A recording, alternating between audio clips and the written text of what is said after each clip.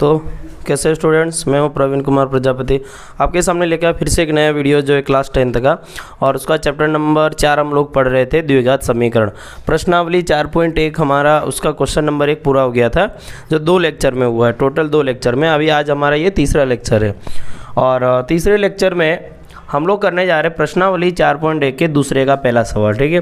और इसमें कुल 4 सवाल है, ठीक है। क्वेश्चन नंबर 2 में टोटल 4 सवाल है। कितने हैं? 4 है। चारों के चारों बहुत अच्छे सवाल है जिनके आने की संभावना बनी रहती है।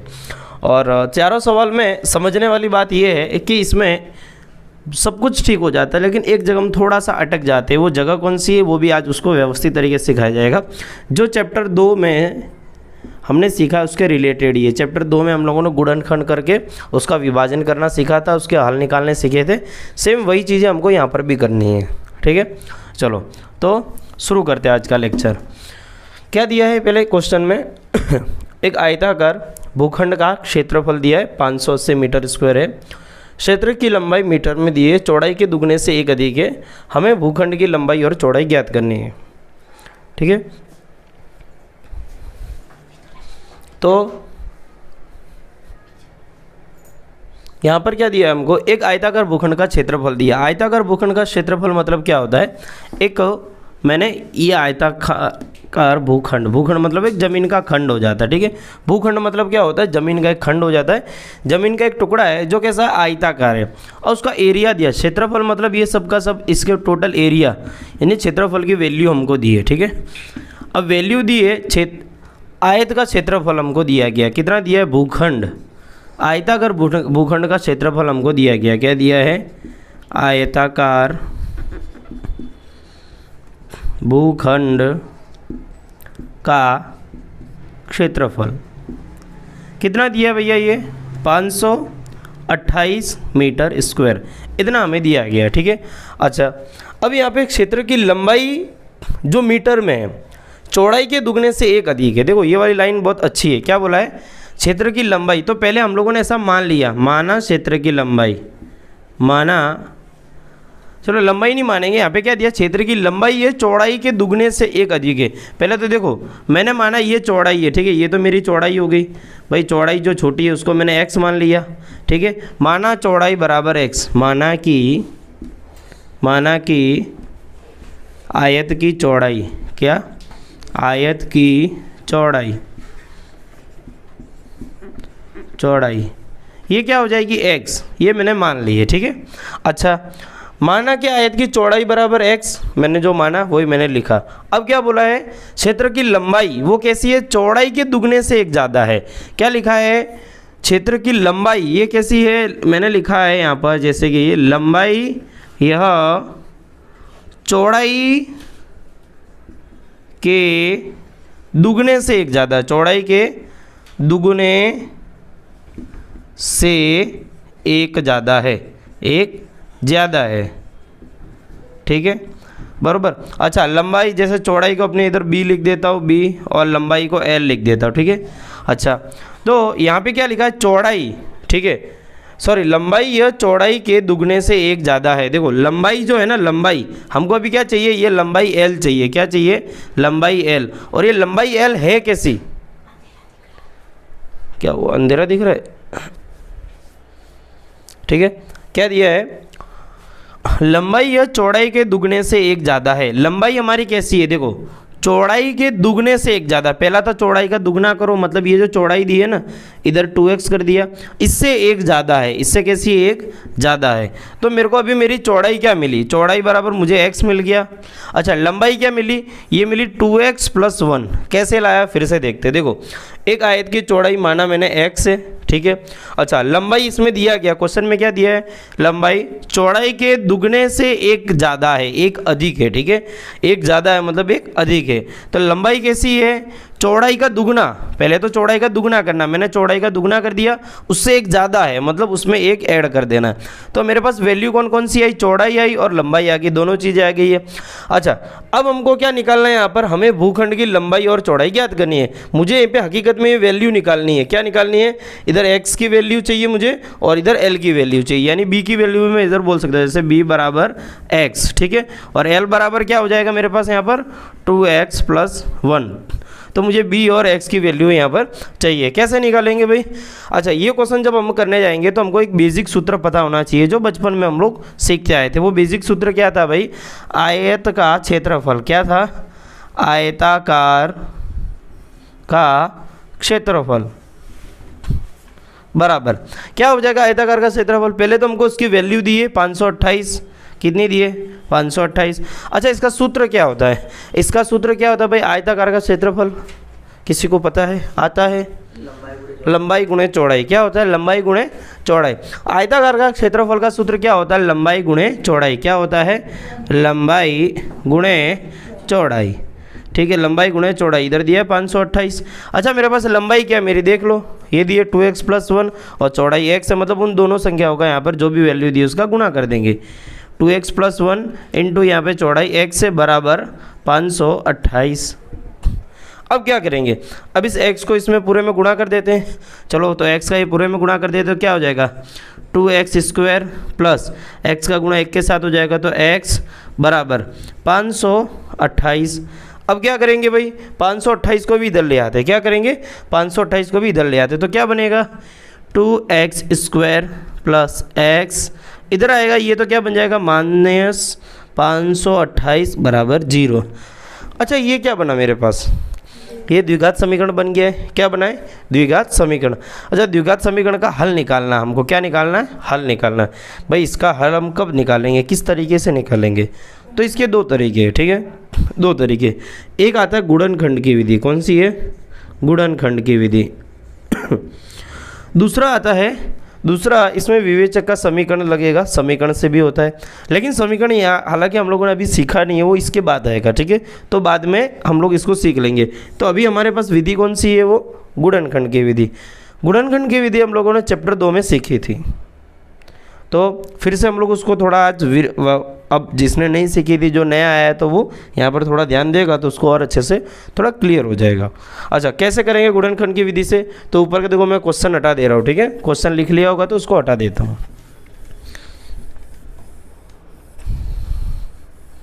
बराबर, और ये भी हो गया, ये भी लिख दिया, तो इसको भी हटा देता हूँ। अच्छा, इसको भी हटा दिया जाता। अभी मुझे मेन क्या चाहिए?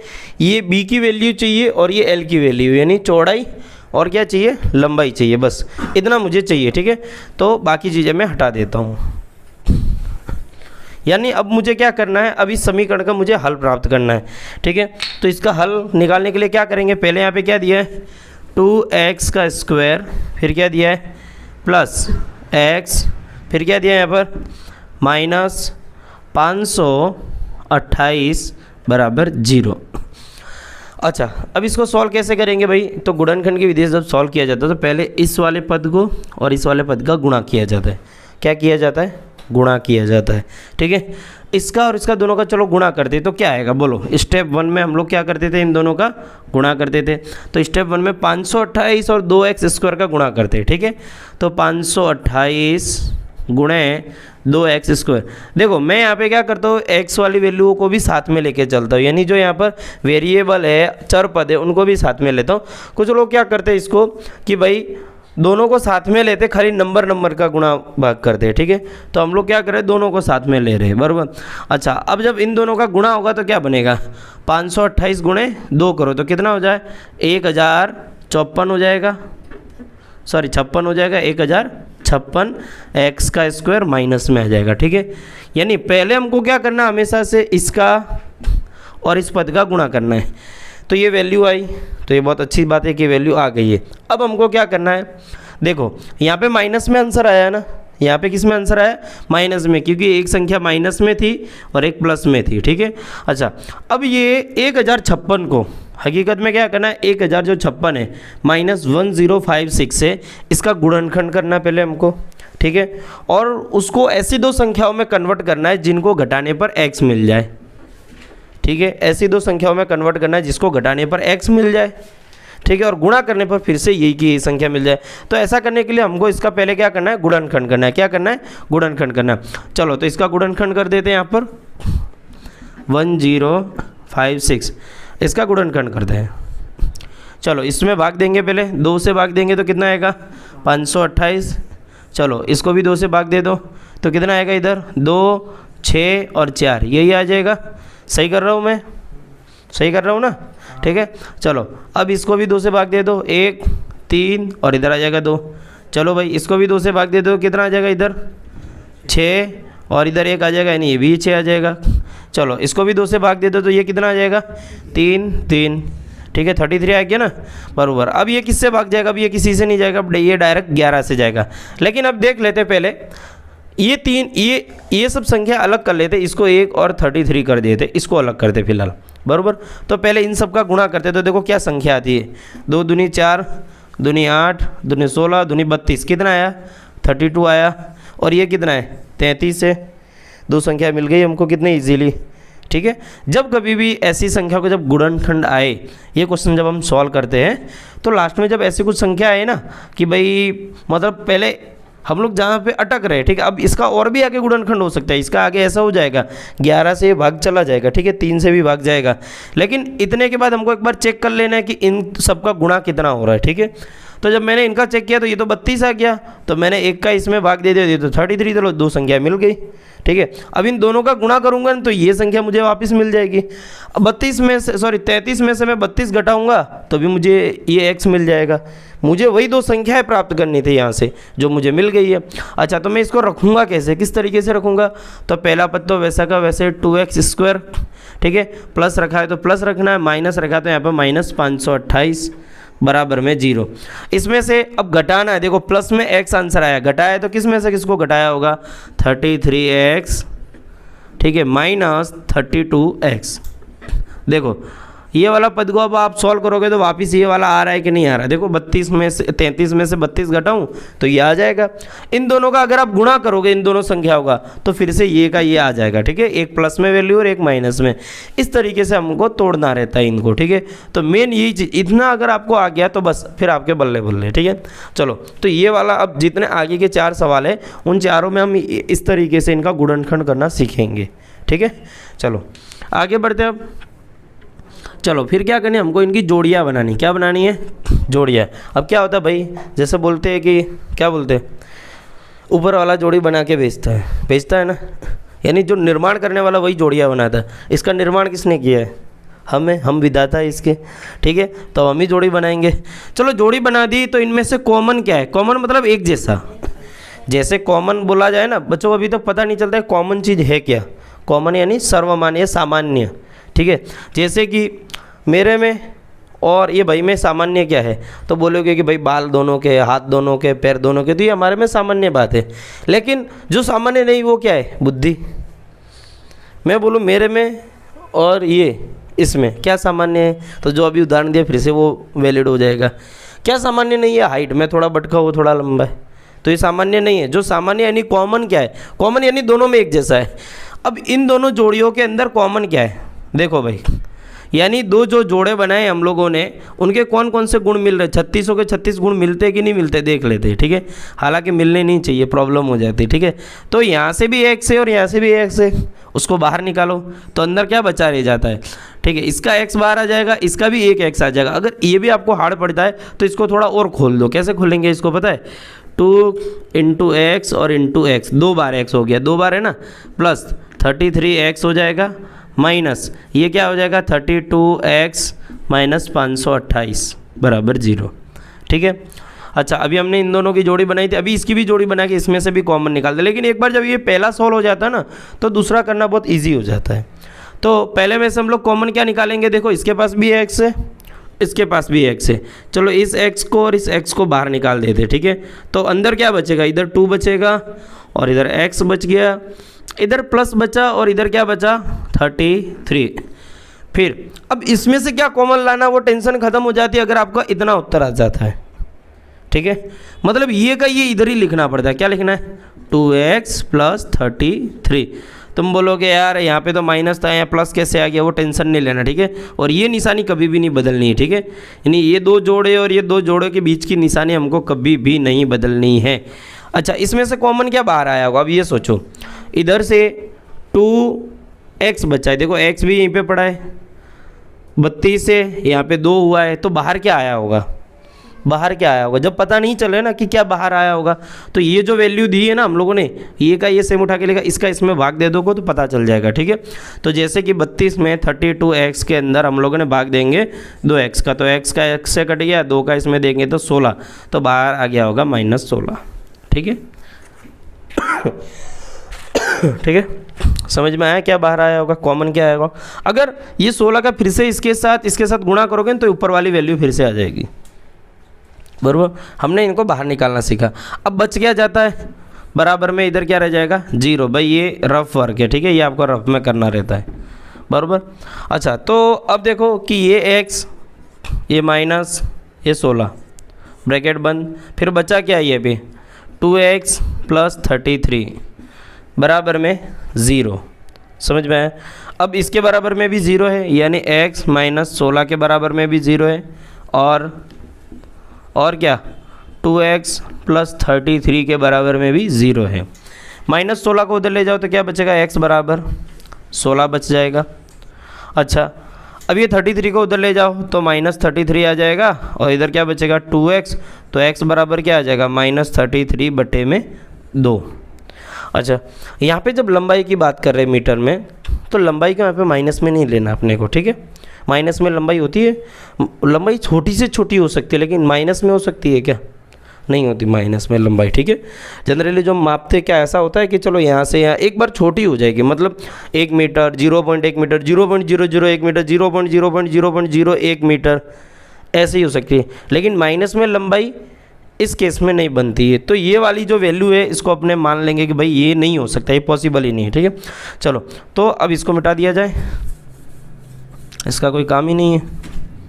चलो, तो यहाँ पर x की वैल्यू कितनी आई 16, यानी b बराबर मेरा कितना मिलेगा, यहाँ पर अगर मैं लिखूँ तो b बराबर क्या आ जाएगा 16 मिला, यानी आयताकार की चौड़ाई मुझे मिली। अगर मुझे लंबाई चाहिए l की वैल्यू तो क्या आ जाएगी। ठीक है, यहाँ पर मैं ऐसा लिखूँगा, क्या लिखूँगा, अतः चौड़ाई बराबर कितनी मिली मुझे 16 मीटर, और लंबाई बराबर क्या हो जाएगा, लंबाई l बराबर क्या हो जाएगा, देखो 2x + 1 है, क्या है 2 × x + 1, 2 की जगह 2 रखो, x की जगह 16 रखेंगे +1। ठीक है, 16 दूनी 32 + 1, आंसर कितना आएगा 33। तो ये मुझे मिल गई लंबाई और ये मिल गई चौड़ाई। हम लोग लास्ट में यहाँ पर लिख देंगे एक लाइन, क्या बोल लिखेंगे, अतः आयताकार की लंबाई 16 मीटर है और चौड़ाई कितनी है 33, यानी 33 मीटर है। इस तरह से जब तुम करोगे क्वेश्चन तो चांस है कि भाई आपको 3 नंबर पूरे मिले, लेकिन स्टेप बेफालतू के खा जाओगे, ज़्यादा शॉर्टकट में करोगे, समस्या वाली बात है। ठीक है, चलो मिटा दिया जाए, समझ में आ गया, क्लियर। नींद ना ले हुए क्लास में बैठे हुए व्यक्ति, मैं जानता हूँ कि आपको गणित बोर लगती है। ठीक है, बढ़ते आगे। चलो अगला क्वेश्चन है भाई, क्वेश्चन नंबर दूसरे का दूसरा सवाल। ठीक है, क्या बोला है, 2 क्रमागत धनात्मक पूर्णांकों का गुणनफल 306 है, हमें पूर्णांकों को ज्ञात करना है। क्या बात है, ये कौन सी बात हुई, मतलब 2 क्रमागत समझते हो, एक के बाद एक। जैसे मैंने बोला यहाँ पे खड़ा है एक लड़का जिसका नाम है जेठालाल, और यहाँ पे एक बंदा खड़ा है जिसका नाम है अय्यर, और यहाँ पे खड़ी है, नहीं बबीता नहीं, दया भाभी। ठीक है, दया भाभी, देखो उसमें दिमाग बहुत ज़्यादा चल जाता है। तो जेठालाल है, अय्यर है, दया भाभी। अगर तुमको बोला जाए कि जेठालाल के बाद क्रमागत कौन खड़ा है, क्रमागत समझ रहे हो, उसके बाद एग्जैक्टली, तो उसके एग्जैक्टली बाद कौन है, अय्यर। अय्यर के बाद क्रमागत कौन खड़ा है, दया भाभी। ठीक है, दया भाभी के बाद यहाँ पे कौन खड़ा होगा, बबीता, उसके बाद बापू जी, तो अनेकों लोग खड़े हो सकते हैं। ठीक है, तो यही बोला गया कि 2 क्रमागत धन पूर्णांक है। धन पूर्णांक मतलब उनकी वैल्यू है ना कैसी, नेगेटिव में नहीं हो सकती है, यानी ऋणात्मक नहीं हो सकती है। कैसे नहीं हो सकती है, ऋणात्मक नहीं हो सकती है। धन पूर्णांक पहले से क्या बोला है, धन पूर्णांक, यानी वैल्यू 1 के ऊपर की होगी, जो भी वैल्यू आएगी वो 1 के ऊपर की होगी। ठीक है, क्या बोला है, धनात्मक पूर्णांकों का गुणनफल दिया है 306 है, हमें पूर्णांकों को ज्ञात करना और उन्हीं को निकालो कि भाई वो कौन से है। तो पहले इधर मैंने माना कि प्रथम धन पूर्णांक भाई जब मैंने माना प्रथम धन पूर्णांक x है, मैंने मान लिया। अच्छा तो उसके एग्जैक्टली बाद वाला क्या होगा, x+1 होगा, 1 ही होगा ना, x+1। मैंने मान लिया इधर एक धन पूर्णांक जैसे 16 माना, तो दूसरा कौन सा होगा 17। मैंने एक मान लिया 75, तो दूसरा कौन सा होगा क्रमागत वाला, क्या होगा 76। मतलब जो मानी है उसमें एक ऐड कर दूंगा ना, उसमें क्या करूंगा, उसमें एक ऐड कर दूंगा, ठीक है। तो प्रथम धन पूर्णांक बराबर x तथा दूसरा धन पूर्णांक वो क्या हो जाएगा x+1। अच्छा अब क्या बोला है, धन पूर्णांकों का गुणनफल 306 है। चलो वो लाइन लिख देता हूँ, क्या लिखा है इधर, धनात्मक पूर्णांकों का गुणनफल। भाई बहुत स्लो पढ़ा रहा हूँ आज मैं, क्योंकि समझने वाली बात है इसमें। धनात्मक पूर्णांकों का गुणनफल 306, गुणनफल मतलब इन दोनों का गुणा कितना है 306। अब इन दोनों का गुणा मतलब क्या हुआ, x × x+1, इनका गुणा 306 है। लो भाई बन गया, खेल तो यहीं पे खलास हो गया। चलो x का गुणा x से करेंगे तो x² प्लस x का गुणा 1 से करेंगे तो x बराबर, इधर क्या बचा 306 को इधर ले आओ, x² प्लस x माइनस 306 बराबर इधर क्या बचा 0। भाई ये द्विघात समीकरण बना है यहाँ पर। अगर द्विघात समीकरण बनता है तो ये हम इसको हल कर सकते हैं, वरना नहीं कर सकते, ठीक है। अब भैया हमको x की वैल्यू पहले निकालनी पड़ेगी। अगर x की वैल्यू आ जाती है तो दूसरे धन पूर्णांक की भी वैल्यू आ जाएगी, उसमें तुरंत ऐड कर दोगे एक। कैसे निकालेंगे अब, भाई इसका गुणनखंड कर लो। तो जैसे कि प्रथा के अनुसार पहला स्टेप क्या होता था, इसका और इसका गुणा करना, ठीक है। तो इधर तो एक ही, એટલે टेंशन लेने वाली बात ही नहीं है, ठीक है। इसका गुणा करेंगे तो क्या हो जाएगा -306 हो जाएगा। अच्छा x² लिखो ना लिखो कोई टेंशन वाली बात नहीं है, तो हालांकि वो लिखा जाना चाहिए, लेकिन हम लोगों को ज़्यादातर जो इधर गेम खेलना है वो नंबर के साथ ही खेलना हुआ है, ठीक है, नंबर्स के साथ। तो मैंने इधर ये एक के साथ 306 का गुणा किया तो कितना आया -306 आया है। अब इसका गुणनखंड कर दूंगा, क्या कर दूंगा मैं, गुणनखंड। ये माइनस को फिलहाल थोड़ा साइड में रख देता हूँ। चलो भाई गुणनखंड रख देता हूँ। माइनस का अर्थात क्या होता है, अगर जब गुणा करने पर आंसर माइनस में आवे ना तो उसका मतलब ये समझना है कि जो दो संख्या आएगी ना उनका घटाने के बाद x आएगा। दो संख्या जो हम लोग को निकालनी है ना उनको घटाने के बाद x लाना, ठीक है। क्या करने के बाद, घटाने के बाद, अगर माइनस आ रहा है तो, ठीक है। तो देखते हैं पहले 306 का गुणनखंड करते। तो चलो भाग देते, तो कितने 2 से जाएगा क्या भाग इसका, बिल्कुल जाएगा। 2 एकम 2 बचेगा 1 0, 2 पंजे 10 बचेगा इधर 3। भाई अगर आप ये बोलो कि हमको तो यार वो भी नहीं आता, बोले भाई गुणनखंड भी नहीं आता है, तो मैं बोलूँगा गुरु आपके लिए स्पेशल लेक्चर बेसिक मैथमेटिक्स के लिए रिकॉर्ड किए जा रहे हैं। 2 लेक्चर हो चुका है, तीसरे की तैयारी उसमें ये सिखाया जाएगा, ठीक है। आ जाना है बराबर। और वो 10वीं का है ही नहीं है, पर 6ठी 7वीं में आता है गुणनखंड, ठीक है। 5वीं में भी आता है, हाँ। अब देखो भाई, अब इसका 3 से भाग दो तो कितने में जाएगा, 3 पंजे 15, 3 एकम 3। चलो भाई बहुत अच्छी बात है। क्या अभी ये 2 संख्या बन पाएगी जिनको घटाने के बाद 1 आ जाएगा, मात्र इधर क्या 1 है, तो 3 दूनी 6 और 51, 6 और 3 में तो कितना गैप है, 51 में से 6 घटाओगे तो नहीं बन पाएगा। इसका भी भाग दो, तो अब ये 51 में किसका भाग जाएगा, भाई एक ही संख्या लगभग 17 ही है, ठीक है। 17 एकम 17, 17 दूनी 34, 17 तिया 51, ठीक है। चलो अब बनाओ, ये 2 संख्या बनाओ, फिर इसको अकेला कर दो। देखो दोनों को घटाने के बाद 1 आता है कि नहीं आता है। 2 तिया 6, 6 तिया 18, 18 आया ना भाई।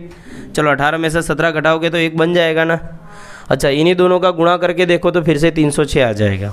समझ में आई बात। तो यही 2 संख्या लेकर चलनी है। देखो तो फिर से मैं यही चीज़ सेम लिखूंगा। देखो x², ये प्लस की जगह प्लस ही रखना है, इसमें कोई चेंज नहीं करना है। ये -306 है तो -306 ही रखना है, इसमें कोई चेंज नहीं करना है। चेंज इधर करना है कि इधर हमको क्या रखना है। अब इन दोनों में से इधर क्या रखोगे, तो भाई ये 18 है और ये 17 है, तो मैं इधर क्या कर दूंगा 18x माइनस 17x, तभी तो ये ऊपर वाला प्लस में x आएगा ना, ठीक है बरोबर। अब इसको आप वापस सोल्व करोगे तो ऊपर वाली संख्या आ जाएगी बरोबर। अगर इतना काम हो गया तो बस बना दो फिर जोड़िया, बना दो फिर जोड़ी। चलो भाई इसका कॉमन निकाल लो तो क्या बाहर आ जाएगा, इसमें से कॉमन x आएगा, तो इधर क्या बचेगा x प्लस और इधर सिर्फ 18 बचेगा, ठीक है।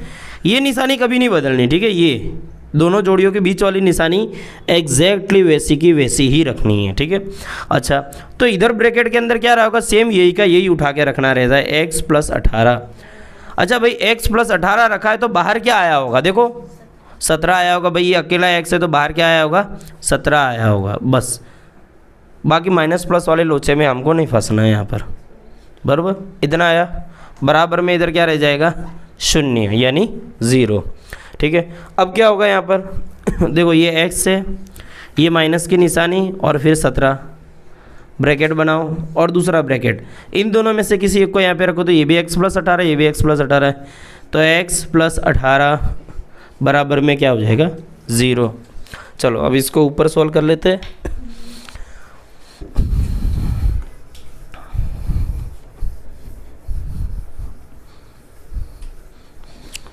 अच्छा x माइनस 17 बराबर में भी 0 हो जाएगा तथा x प्लस 18 के बराबर में भी क्या हो जाएगा 0। अच्छा ये 17 को उधर ले जाओगे तो क्या बनेगा, x बराबर कितना आ जाएगा 17 तथा ये x बराबर क्या हो जाएगा, ये 18 उधर जाके तो क्या आ जाएगा -18। हमको क्या बोला भाई धन पूर्णांक चाहिए ना। अभी x की दो वैल्यू आई है, एक ये आई है एक ये आई है, ठीक है। क्या बोला है x बराबर 17 आया है, यहाँ पर x बराबर -18 है, क्या है x बराबर 17 भी मिला है हमको, x बराबर -18 भी मिला है, लेकिन हमको यहाँ पर धन पूर्णांक की बात की गई है। क्या धन पूर्णांक, क्या चाहिए धन पूर्णांक। x बराबर कितना हो जाएगा 17 होगा, ठीक है 18 नहीं होगा क्योंकि इधर ऋण हो गया ना, ठीक है। चलो तो x की वैल्यू मुझे मिली, प्रथम धन पूर्णांक की वैल्यू कितनी आई भाई 17। अच्छा द्वितीय धन पूर्णांक की वैल्यू कितनी होगी x प्लस 1 यानी 17 प्लस 1 यानी 18 आ जाएगी, ठीक है। तो अब इसको मिटा देता हूँ, इसके आगे क्या लिखना बराबर। तो यहाँ पे मैं लिखूँगा प्रथम धन पूर्णांक क्या हो जाएगा 17 है, एवं द्वितीय धन पूर्णांक क्या हो जाएगा, द्वितीय धन पूर्णांक बराबर क्या हो जाएगा 17 प्लस 1 हो जाएगा, नहीं x प्लस 1 था ना यहाँ पे, तो कितना हो जाएगा 18 है, ठीक है। खेल ख़त्म बराबर। इतना सही था, बहुत अच्छा क्वेश्चन है और इजी भी है।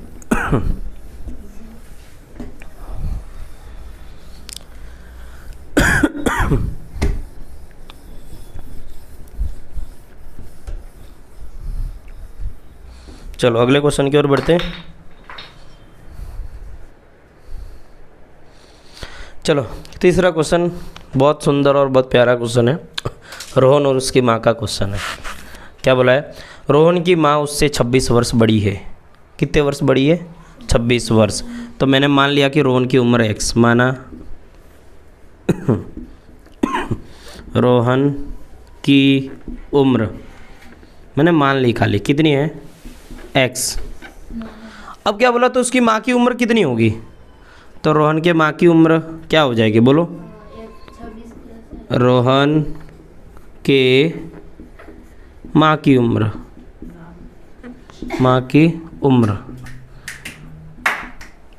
क्या हुआ, चलेगा।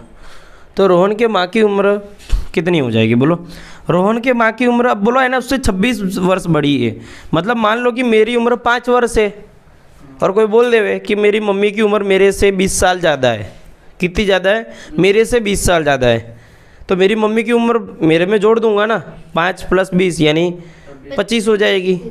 जैसे कोई बोले कि एक बंदा है, इसकी उम्र 5 साल है, इसकी माँ इससे 20 साल बड़ी है। कितनी है 20 साल बड़ी है। तो 20 साल बड़ी है मतलब इसकी उम्र कितनी होगी, इसकी माँ की उम्र कितनी हो जाएगी फिर भाई, इससे 5 साल ये 20 साल बड़ी है ना, तो इसमें 5 ऐड कर देंगे अपने, ठीक है। अब क्या बोला है, माना रोहन की उम्र x है तो रोहन के माँ की उम्र क्या हो जाएगी, 26 वर्ष बड़ी है ना, तो 26 प्लस x हो जाएगा बस। अब क्या बोला है, उनकी आयु वर्षों में, और ये उम्र ये आयु किस में दी है, वर्षों में दी हकीकत में। यानी उम्र कभी कभार क्या तो दिनों में भी तो हो सकती है ना, तो इन लोगों ने बताया कि ये वर्ष में है भाई, तुम लोग दिन मत समझ लेना। वर्षों का गुणनफल अब से 3 वर्ष पश्चात 360 हो जाएगी। यानी इन लोगों ने क्या बोला है, अब से 3 वर्ष के बाद इन दोनों की उम्र का गुणा करोगे तो 360 आ जाएगा। देखो 3 वर्ष पश्चात, मैं इधर क्या लिखूँ, 3 वर्ष पश्चात, पश्चात किसकी उम्र, रोहन की उम्र, किसकी, रोहन की उम्र।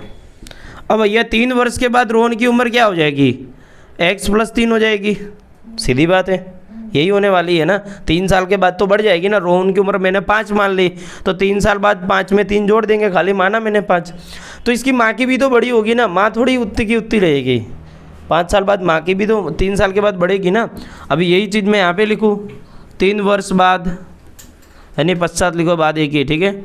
माँ की उम्र, किसकी उम्र, माँ की उम्र, माँ की उम्र कैसी हो जाएगी, इसमें 3 जोड़ दोगे, यानी 26 प्लस x प्लस 3, भाई 26 और 3 कितना हुआ, 29 प्लस x, ठीक है, ये हो जाएगा, कितना हो जाएगा, 29 प्लस x, ये और ये, इसको ध्यान में लो पहले। अब देखो क्या दिया, फिर से क्वेश्चन समझते हैं। रोहन की माँ की उम्र, रोहन की माँ उससे 26 वर्ष बड़ी है, तो रोहन की जो माँ है ना इससे कितनी बड़ी है, 26 वर्ष, तो ये रोहन की उम्र और उसकी माँ कितनी ज़्यादा होगी, इससे 26 ज़्यादा हो जाएगी। उनकी आयु का गुणनफल अब से 3 साल बाद, इनकी आयु का गुणनफल, अब इन दोनों का गुणा करेंगे, ये 360 हो जाता, लेकिन कब, 3 साल के बाद की बात है। तो ये उम्र वर्तमान है, ये क्या है, वर्तमान उम्र है, ये कौन सी है, वर्तमान, यानी फिलहाल की बात है। लेकिन 3 साल बाद मैंने ये 3 दोनों का ऐड कर दिया और इन दोनों का गुणनफल, इन दोनों का गुणनफल कितना आ जाएगा, 360 हो जाएगा।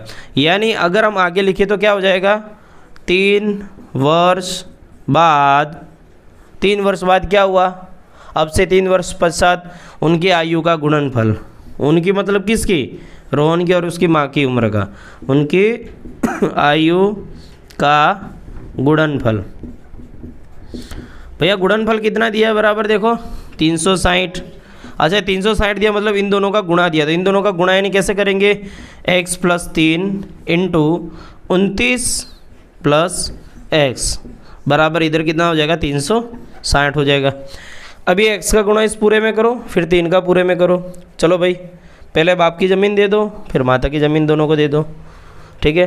तो x का गुणा इन दोनों में करोगे तो पहले x का 29 में करो तो कितना हो जाएगा, 29x हो जाएगा, ठीक है। फिर प्लस, फिर ये x का ये x से करोगे तो कितना, x का स्क्वायर हो जाएगा, फिर ये वाला प्लस। अब ये 3 का गुणा 29 से करो, चलो तो कितना हो जाएगा बोलो, 3 दिन दो नीचे 3 3 का 9 माइनस 3 87 हो जाएगा, ठीक है। आप कर लेना गुणा, ठीक है। 29 का गुणा 3 से करोगे तो 87 आ जाएगा। अब ये 3 का गुणा मैंने 29 से किया तो ये है, इसी 3 का गुणा x से भी करो तो कितना आ जाएगा, 3x बराबर 360 हो जाएगा, ठीक है। अब देखो भाई ये 29x है और ये 3x है, इन दोनों को जोड़ देते हैं तो 29x और 3x कितना हो जाएगा बोलो, 29 और 3 कितना हो जाएगा, 32x हो जाएगा। देखो 29x और 3x ये 32 हो गया। अच्छा इससे आगे क्या दिया, x स्क्वायर दिया है ना प्लस में, देखो x स्क्वायर को मैंने वैसा का वैसा रख दिया, इन दोनों का जोड़ कर दिया, फिर इधर कितना बचा है, इधर प्लस में 87 बराबर 360। 360 को इधर ले आओ क्योंकि उधर बराबर में तो हमको 0 रखना है। x square plus 32x plus 87 minus 360 बराबर इधर कितना बचेगा, 0। भैया घटा दो, छोटी संख्या में से बड़ी संख्या घटानी है, मतलब इसमें से इसको घटाओ और आंसर 0 में लिखो, तो इधर क्या बचेगा, x स्क्वायर प्लस 32x। फिर अब चलो घटा देते हैं, 360 में से 87 घटाओ तो इधर आ जाएगा 10 में से 7 घटा 3, इधर कितना बचेगा बोलो, 5, इधर 2 आएगा, इधर 15 में से 8 गया, इधर 7 और 2 का 2 रह जाएगा, यानी इधर कितना आएगा -273, ठीक है। ये बन गया मेरा द्विघात समीकरण। क्या बना है भाई, द्विघात समीकरण तैयार हो गया, द्विघात समीकरण। अब इनका हल निकालना है, जब हल निकालेंगे x का मान मिलेगा वो यहाँ रखेंगे और उसी x में 26 को जोड़ देंगे, ठीक है।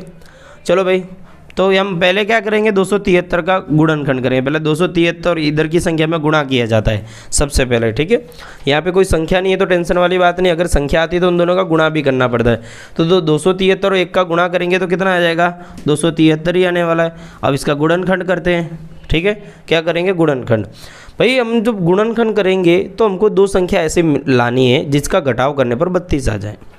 दो संख्या ऐसी लानी है जिनका घटाव करने पर क्या आ जाए, 32 आ जाए। क्या आ जाए, 32। हमको कैसे पता चलेगा कि भाई घटाव करने पे 32 लाना है, क्योंकि यहाँ पे निशानी माइनस की इसके लिए, ठीक है।